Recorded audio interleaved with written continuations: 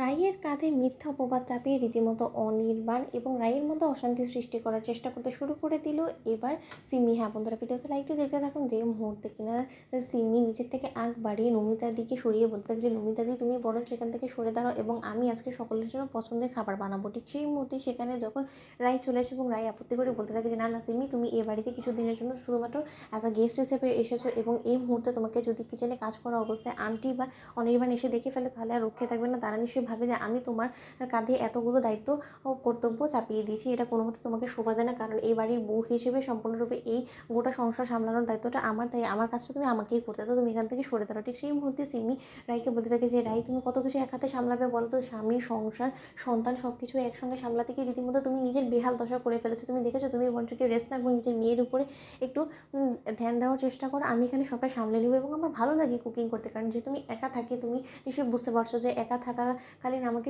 এক হাতে সব কিছু করতে হয়। এখানে শুয়ে বসে আমার রীতিমতো এখন অধৈর্য লাগে এবং কোনো মতে আমার ভালো লাগে না, আমার দম বন্ধ হয়ে আসে। তার থেকে বরঞ্চ নিজেকে রান্নার মধ্যে একটু বিজি রাখলে হয়তো বা কিছুটা হলে আমার মনটা ফ্রেশ হবে। প্লিজ তুমি আপত্তি করো না প্লিজ।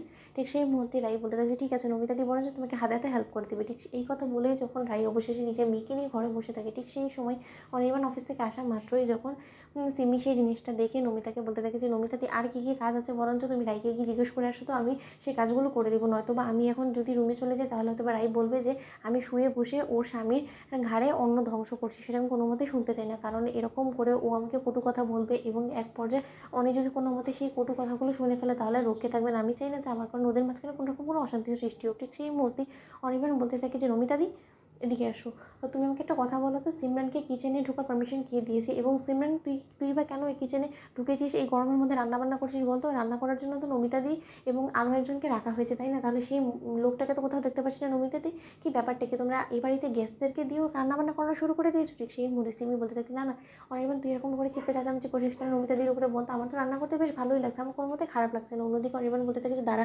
তার আগে তুমি একটা কথা বলতে, আমি এখানে ঢোকা মাত্রই আমি শুনতে পেলাম যে রাই নাকি তোকে রান্নাবান্না করতে বলেছে। অন্যদিকে সিমি বলতে থাকে ও যদি আমাকে রান্না করতে বলেও থাকে তাহলে তো কোনো রকম কোনো খারাপ কাজ বলেনি, তাই না?